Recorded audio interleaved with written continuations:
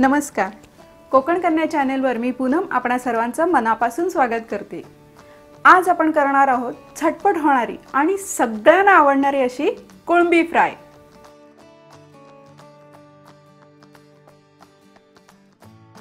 चला तर मग करूया सुरुवात.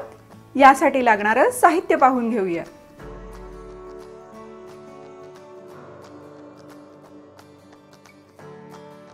सर्वात आधी आपण कोळंबी कशी साफ करायची ते पाहून घेऊया.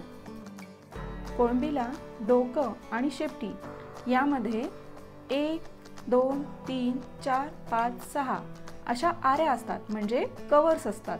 कोळंबीच्या 1, 2, 3 या तिसऱ्या कव्हर मध्ये नख घालून ते सोलून घ्यायचं असतं. यानंतर काढायचं असतं डोकं.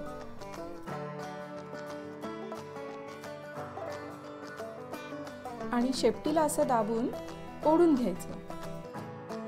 यात असतो एक काळा धागा. ही लाख बाजूला केलीत की आपल्याला दिसेल हा काळा धागा. हा काळा धागा आपल्याला काढायचा आहे. हा धागा हळूहळू ओढलात की तो पूर्णपणे सहज बाहेर येईल.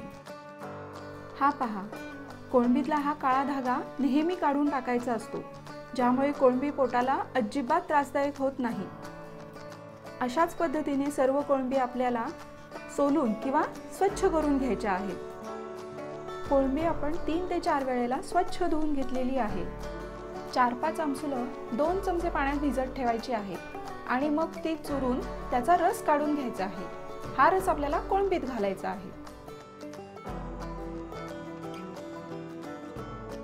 यात घालायचे पाव चमचा हळद, 2 चमचे तिखट, 1 चमचा आलं लसूण पेस्ट आणि चवीनुसार मीठ. आता आपल्याला चांगलं मिक्स करून घ्यायचं आहे.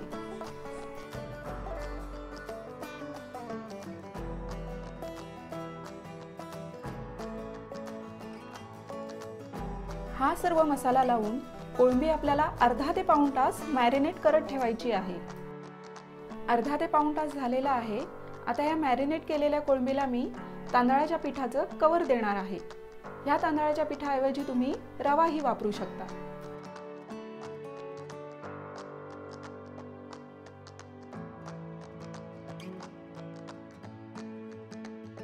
चला तर लगेचच आपण ही कोळंबी फ्राय करून घेऊया. गॅसवर फ्राय पॅन ठेवून त्यात 2 चमचे तेल गरम करून घ्यायचे आहे. तेल छान तापले. आता आपण एक एक करून सगळी कोळंबी तव्यात ठेवून घेऊया.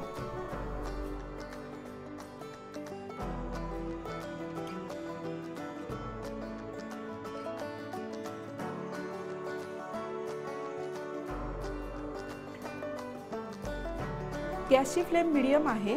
5 मिनिटं झालेली आहेत. आता कोळंबी आपण पलटून घेऊया, जेणेकरून दुसऱ्या बाजूनेही छान ती फ्राय होईल.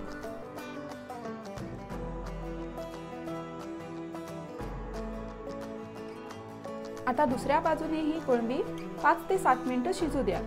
गरज वाटल्यास तेल घाला.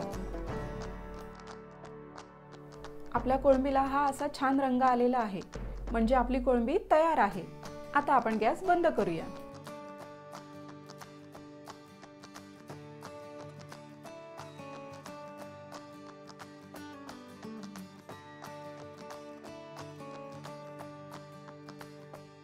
ही रेसिपी तुम्ही नक्की ट्राय करा आणि तुमचा अनुभव माझ्यासोबत नक्की शेअर करा. धन्यवाद.